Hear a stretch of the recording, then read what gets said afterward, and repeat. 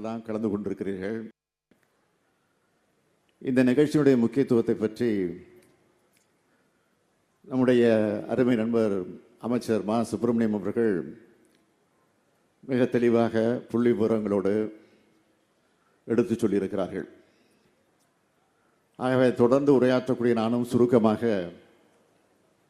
உங்களிடத்தில் எடுத்து வைக்க விரும்புவது, முதல்ல நேற்றைய தினம் புத்தாண்டு பிறந்து நான் கலந்து கொள்ளக்கூடிய முதல் நிகழ்ச்சி இந்த நிகழ்ச்சி. அதில் எனக்கு மிகுந்த மகிழ்ச்சி. புத்தாண்டிற்கு முன்னாடி நான் பங்கேற்ற நிகழ்ச்சிகளை ஒன்றா புதுமை பெண் விரிவாக்க திட்டம் இருப்பது, அதில் எனக்கு மிகுந்த மகிழ்ச்சி. புத்தாண்டிற்கு முன்னாடி நான் பங்கேற்ற நிகழ்ச்சிகளை ஒன்றா புதுமை பெண் விரிவாக்க திட்டம் இருப்பது ஒரு குறிப்பிடத்தக்க வகையில், பெருமைப்படத்தக்கக்கூடிய வகையில் அமைந்திருக்கிறது. திராவிட இயக்க சமூகத்தில் இருக்கக்கூடிய ஏற்றத்தாழ்வுகளை நீக்கி சமத்துவத்தை நிலைநாட்ட உருவான இயக்கம்தான் நம்முடைய இயக்கம். அதில் பாலின சமத்துவம் முக்கியமான ஒன்று. பெண்களுடைய உரிமைகளுக்காகவும் அவர்களுடைய முன்னேற்றத்திற்காகவும் ஏராளமான திட்டங்களை நம்முடைய திராவிட முன்னேற்ற கழகத்துடைய அரசு ஏற்கனவே அண்ணா காலத்தில், கலைஞர் காலத்தில் பல்வேறு திட்டங்களை நிறைவேற்றியிருந்தாலும், அதை தொடர்ந்து இன்றைக்கு பொறுப்பேற்றுக் கொண்டிருக்கக்கூடிய நம்முடைய அரசு அண்ணா வழியில், கலைஞர் வழியில் தந்தை பெரியார் எந்த கனவை கண்டு கொண்டிருந்தாரோ, எதற்காக வாழ்நாள் முழுவதும் போராடினாரோ, அந்த எண்ணங்களெல்லாம் நிறைவேற்றப்படக்கூடிய வகையில் இன்றைக்கு பல்வேறு திட்டங்கள் நிறைவேற்றப்பட்டு கொண்டிருக்கிறது. குறிப்பாக சொல்லணும்னா, அரசு பணிகளில் மகளிருக்கு இடஒதுக்கீடு, மகளிர் சுய உதவி குழுக்கள், சொத்துல பெண்களுக்கு சம உரிமை, இப்படி பல்வேறு திட்டங்களை நிறைய சொல்லலாம். பெண்களுடைய பொருளாதார தன்னிறைவுக்காகவும் பல திட்டங்களை நம்முடைய திராவிட மாடல் ஆட்சியில் நாம் தொடர்ந்து தீட்டி வந்து கொண்டிருக்கிறோம். பெண்கள் கல்வி அறிவு பெறணும் என்பதை தாண்டி அதனுடைய அடுத்த கட்டமாக இன்னைக்கு பெண்களுடைய உயர்கல்வியை உறுதி செய்யக்கூடிய வகையில் நாம் திட்டங்களை தீட்டி வருகிறோம்.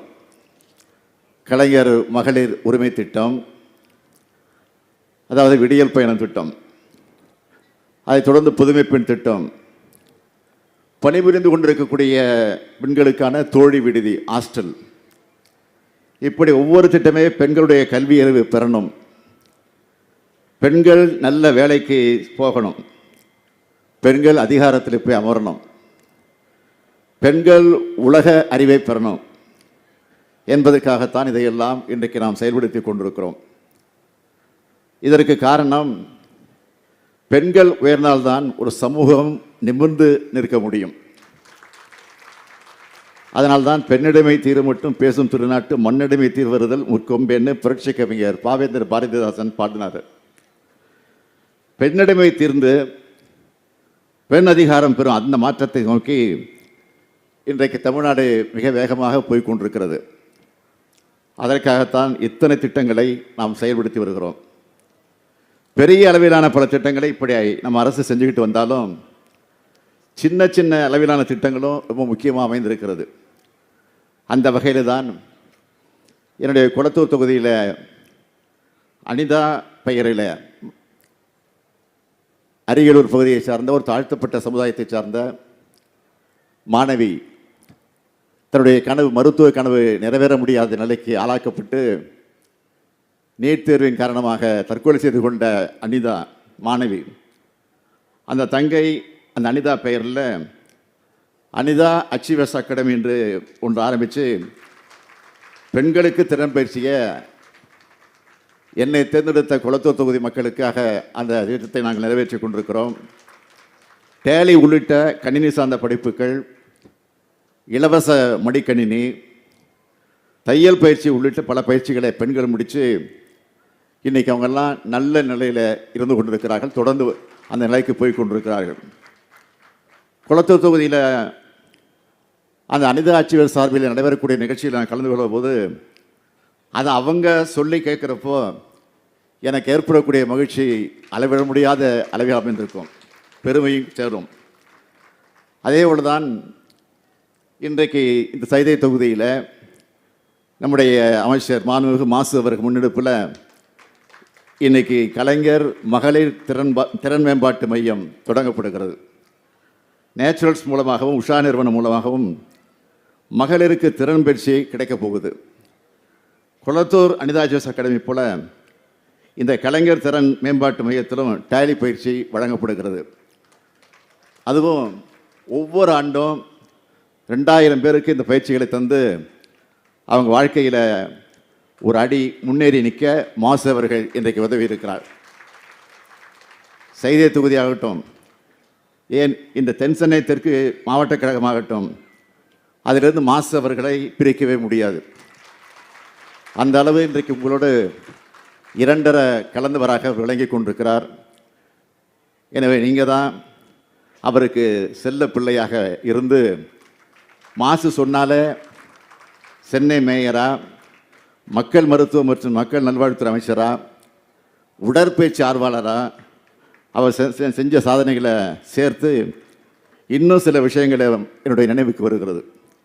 குறிப்பாக 2017ஆம் ஆண்டு தமிழ்நாடு முழுக்க பல நீர்நிலைகளை, குளங்களை நம்முடைய கழகத்தினர் தூர்வாருகின்ற பணிகளை நாம் ஈடுபட்டோம்.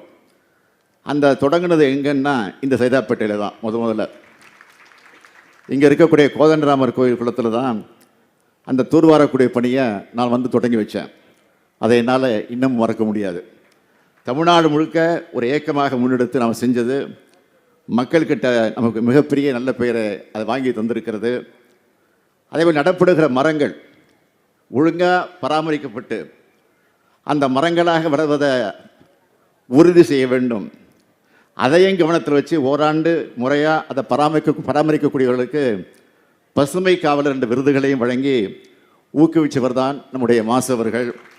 அதுவும் மிகவும் பாராட்டுக்குரியது. கழக செய்திகளையும் கொள்கைகளையும் தொண்டர்களிடத்திலே மக்களிடத்திலே கொண்டு சேர்ப்பதற்கு நம் வாழும் கேடயமாக இருப்பது முரசொலி. கலைஞரின் மூத்த பிள்ளையான முரசொலியில் வரக்கூடிய அறிவு சார்ந்த செவிமிக்க கட்டுரைகளை மக்களிடம் கொண்டு சேர்க்கக்கூடிய முயற்சியாக முரசொலி வாசகர் வட்டம் இன்னைக்கு தொடங்கி வைக்கப்பட்டிருக்கு. படிப்புகளாக வளர்ந்த நாம இதை பண்ண வேண்டியது நம்முடைய கடமை. அதுக்கு என்னுடைய பாராட்டுக்கள். மக்கள் பணியானாலும் கழக பணியானாலும் முன்னிலையில் நிற்கக்கூடியவர் தான் நம்முடைய மாசு அவர்கள். அவர் எதை பண்ணாலும் ஒரு குறுகிய கால திட்டமாகவோ சின்ன திட்டமாகவோ இருக்காது. எதையும் பேருக்கு தொடங்கி வச்சு பாதியில் விடுகிறவர் அவர் அல்ல. மாரத்தான் போல நீண்ட நெடிய பல காலத்துக்கு நிலைக்கக்கூடிய திட்டமாகத்தான் அது இருக்கும். அதுபோலத்தான் இன்னைக்கு இங்கே தொடங்கி வச்சிருக்கக்கூடிய கலைஞர் மகளிர் திறன் மேம்பாட்டு மையம் இருக்கும் என நான் நிச்சயமாக நம்புகிறேன். அவருடைய இந்த மாரத்தான் பயணம் சாதாரண பயணமாக அல்ல, சாதனை பயணமாக என்றென்றும் தொடரட்டும் என்று வாழ்த்தி விடைபெறுகிறேன். நன்றி, வணக்கம்.